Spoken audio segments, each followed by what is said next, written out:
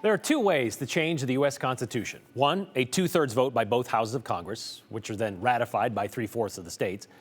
The other, as granted by Article 5 of the Constitution, is for two-thirds of the state legislatures to agree to get together to propose changes to the Constitution. A convention of states, they call it. And that is what is being considered right now by members of Idaho's legislature.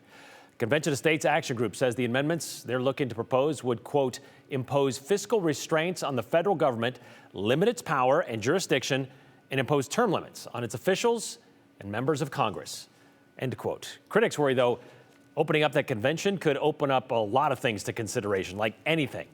Joe Paris with us now to kind of tell us what is happening with this in Idaho right now. Yes. So, Brian, long story short, to answer your question, it continues. It is still alive. The Senate Judiciary and Rules Committee, they have passed Senate Concurrent Resolution 112 to ask Idaho lawmakers to sign on to the application for a convention. So it takes 34 states to call the convention and 38 to ratify any amendments that are proposed.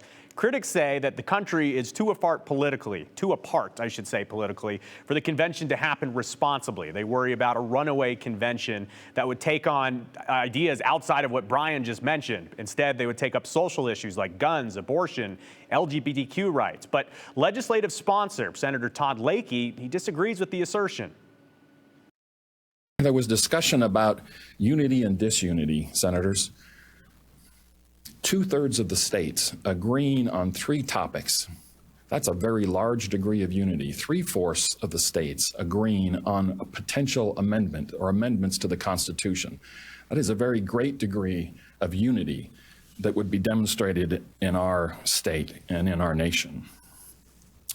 The founders were very familiar with the convention process.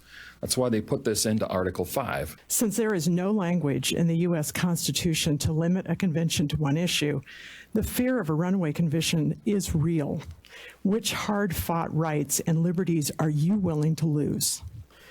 There are no guidelines in the Constitution governing the process. How would delegates actually be selected? How would the American people be represented? What rules would actually apply? How would legal disputes be settled? And how would the influence of special interests be limited so the voices of the people could be heard? Again, the idea passed the Senate committee, so now it heads to the full Senate. So, Brian, it's a very big conversation with major stakes. Okay. All right. So we got a viewer question about what we talked about when it comes to the National or the Constitutional Convention earlier this week. Teresa asked, the Constitutional Convention, who picks the delegates? You just heard them talking about that.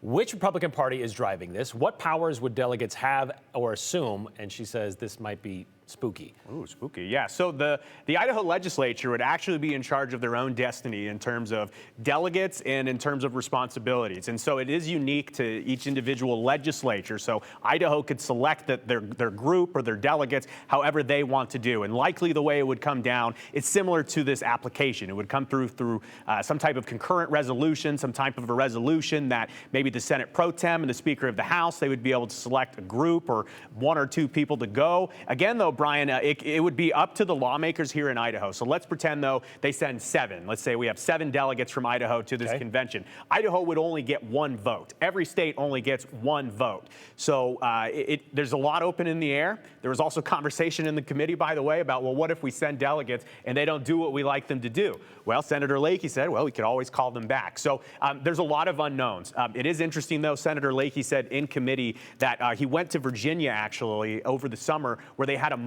simulation, state conventions like this. So he said it worked very well in a simulation, in a mock situation. He says that some of these ideas were unfounded when you practice it in reality, but there's a lot of conversation to be had here. Again, 15 states still need to sign on to this. And it's never been done before, by the way. Worth pointing out, but it's been talked about since early 80s. Thanks, Joe.